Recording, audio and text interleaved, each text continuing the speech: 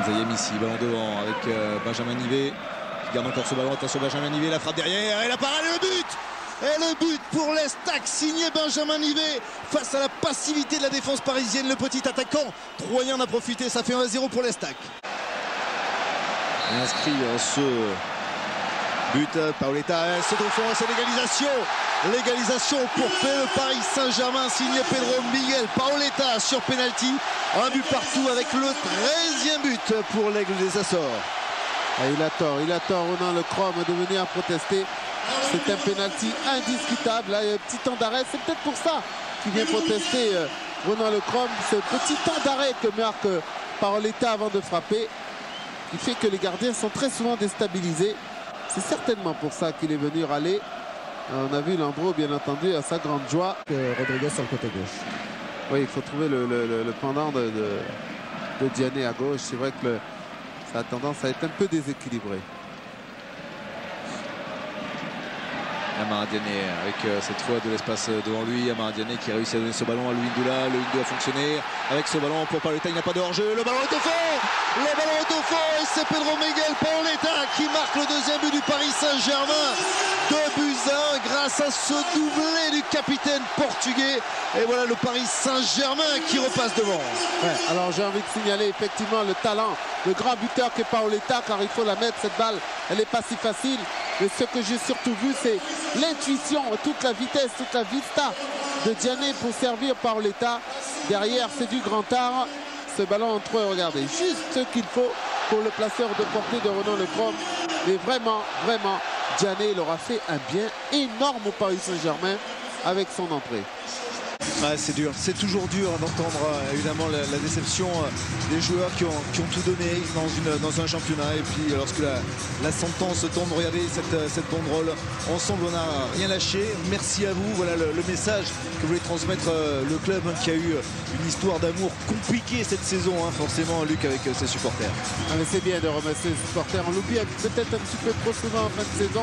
Les supporters, c'est énorme ce qu'ils peuvent apporter. En tout cas, le Paris Saint-Germain, malgré tout, ne doivent qu'à eux-mêmes. Le fait de cette sortie aussi bien, par leur résultat, la manière qu'ils ont eu à relever la tête et puis se sortir de cette zone dangereuse. Je crois que c'est là l'essentiel maintenant. On ne peut être que malheureux quand on voit une équipe comme 3 qui s'est embattu, qui a espéré, qui a cru pendant pratiquement 20 minutes en menant un but à 0.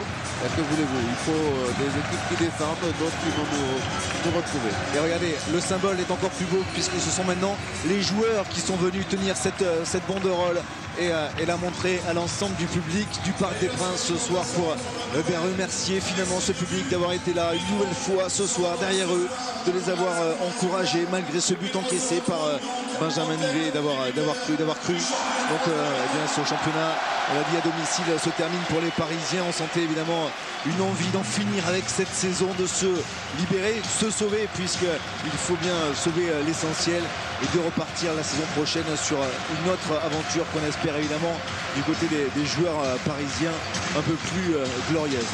Oui, c'est vrai qu'en regardant cette banderole et voir les Parisiens contents de s'être sauvés, c'est pas du tout ce que l'on espérait en début de saison, où on aurait préféré les voir là en train de fêter une place en Ligue des Champions en UEFA. Eh bien, on va écouter maintenant le meilleur buteur de la Ligue 1, Pedro Miguel Paoletta. Pedro, la saison se termine bien pour le Paris Saint-Germain parce que cette victoire au Parc après une saison, on va dire, très difficile, très éprouvante. Oui, c'était une saison très difficile pour nous. Mais avec ce public, Paris devrait jouer toujours le haut du tableau. Eux, ils méritent.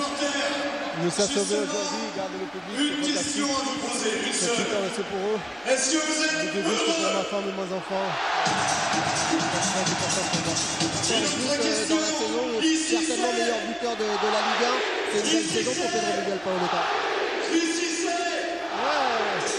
Même aujourd'hui, et un petit mot quand même, puisqu'il est tout à l'heure. La finale du Football Challenge. Je voudrais que l'on remette donc son prix à celui qui va représenter le 22 avril dans le locaux de la Plus, le Paris Saint-Germain. Le public nous adore, on l'a vu, et on revoit la saison prochaine avec le maillot du PSG. Donc sur Xbox 360, je rappelle que Thomas Hermine s'était affronté à la mi-temps. Donc Stéphane Tuilly. Et ben voilà Lucien et les supporters parisiens.